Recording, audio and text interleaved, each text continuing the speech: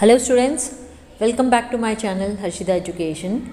So today in this video we are going to start our chapter 5, that is quality, which is written by John Galsworthy, and this story is from class 7th English Honeycomb.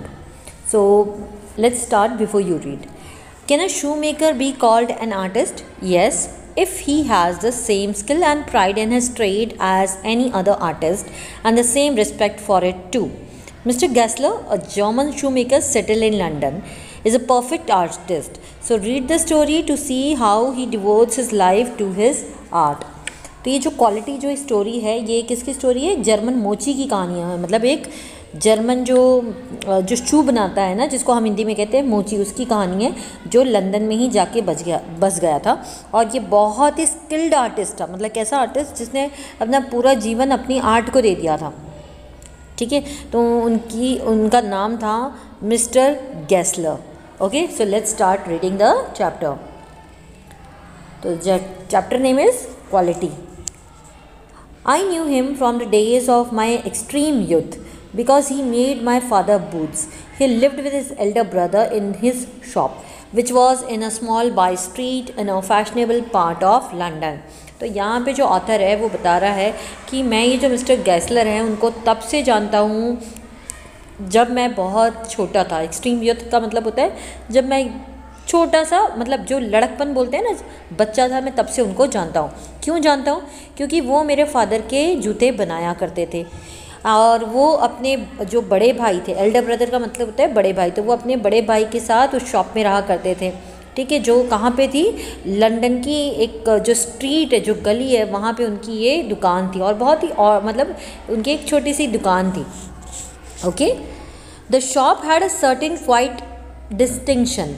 There was no sign upon it other than the name of Gessler's Brothers. तो ये जो उनकी दुकान थी, इस दुकान पे और कोई लाइक स्पेशल क्वालिटी आपको नहीं दिखेगी, आप इसमें कोई विशेष चीज़ नहीं देख सकते हो। लेकिन इनकी जो दुकान थी वो दूसरी दुकानों से अलग थी। उसके ऊपर, उनकी दुकान के ऊपर कोई साइन बोर्ड नहीं था जिस पे उनका नाम लिखा हो। सिर्फ उनकी दुकान को गेस्लर ब्रदर के नाम से जाना जाता था। And in the window of few pairs of boots, तो उनकी जो दुकान थी उसकी जो विंडो थी, यानी जो खिड़की थी, उस पर कुछ जूतों के पेयर्स वगैरह रखे गए थे। He made only what was ordered and what he made never failed to fit. तो ये जो गेस्लर ब्रदर्स थे, उनकी दुकान की जो खिड़की पे जो जूते दिखाई देते थे, ये हमें वो जूते थे जो उनको ऑर्डर मिलने पर वो बनाते थे, और वही जूते वहाँ दिखते थे। मतलब इन शॉर्ट, तो ये जो गेस्लर ब्रदर हैं, ये लोग वही जूते बनाते थे जो उनको कोई जाके ऑर्डर देता था, तो ऑर्डर पर ही ये जूते बनाते थे। और इन लोगों का एक बहुत अच्छी बात ये है कि जो भी ये जूते बनाते थे वो कभी फेल नहीं होते थे। कोई ऐसा नहीं कह सकता था कि भाई ये जूते हमको फिट नहीं है, या छोटे पड़ गए, या बड़े पड़ गए। So it was like that, वो कभी फेल नहीं हुए थे उस चीज़ में। To make boots, such boots as he made seemed to me then and still seems to me mysterious and wonderful. तो ये जो बच्चा है, मतलब ये जो ऑथर है, ये बता रहे हैं कि इनकी ये जो जूते ये जो बनाते थे, कि मतलब इस तरह से बनाते थे कि मेरे लिए भी एक मिस्ट्री की बात है।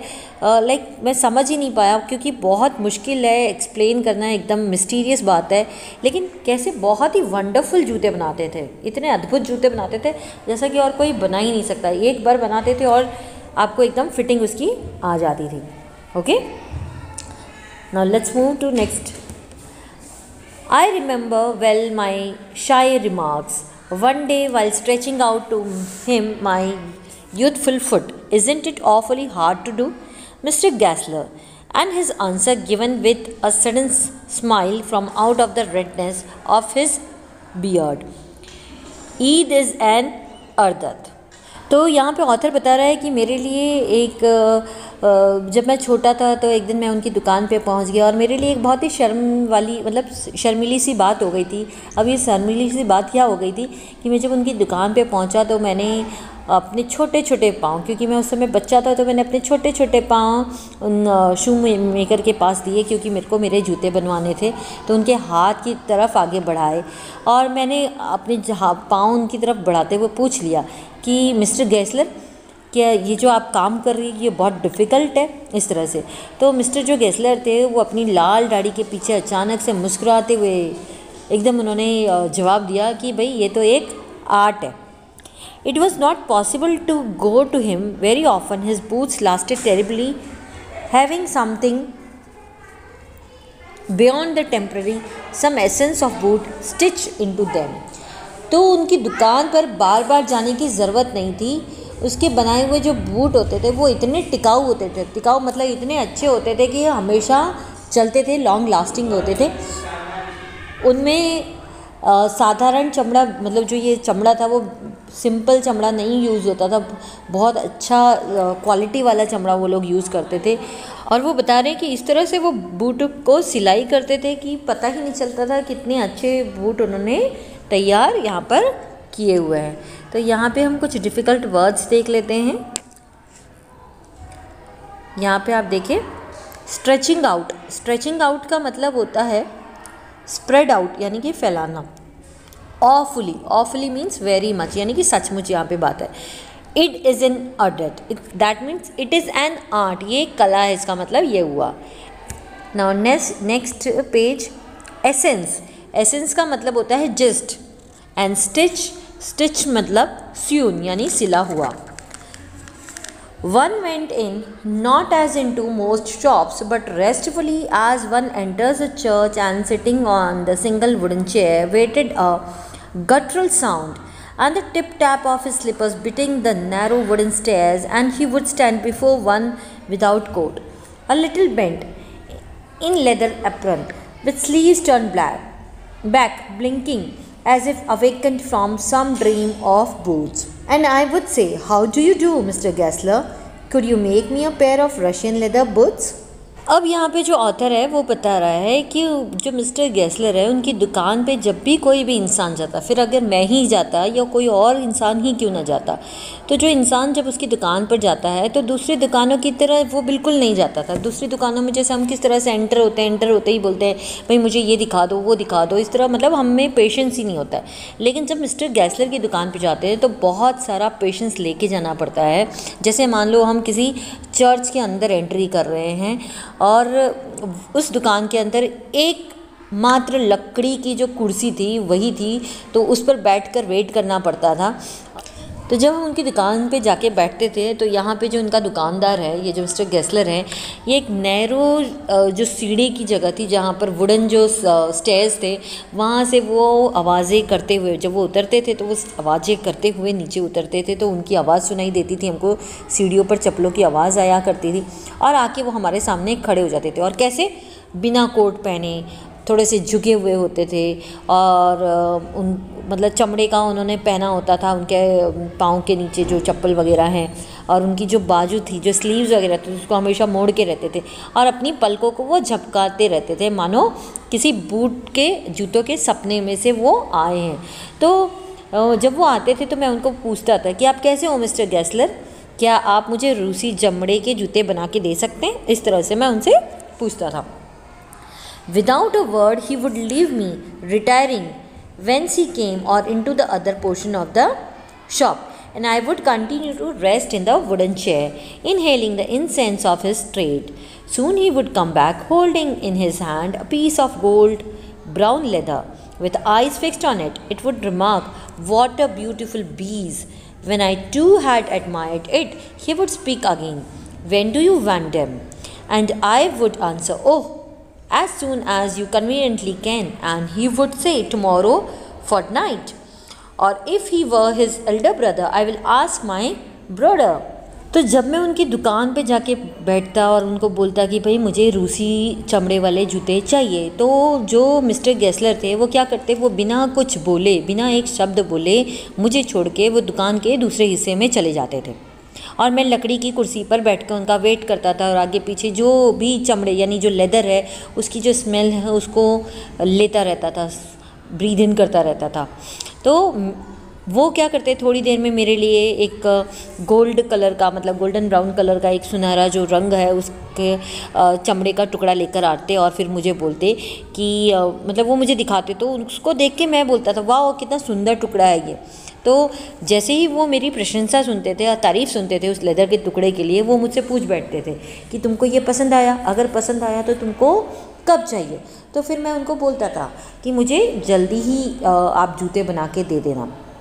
फिर वो मुझे बोलते थे कि मैं आपको एटलीस्ट 2 वीक बाद आपको ये जो जूते हैं ये बना के दूंगा, और अगर मैं नहीं दे पाया तो मेरे जो बड़े भाई हैं, या जो ब्रदर वर्ड यूज़ किया है, तो मेरे जो बड़े भाई हैं मैं उनसे पूछ के बता दूंगा और आपको वो दे देंगे। इस तरह से वो बोलते थे।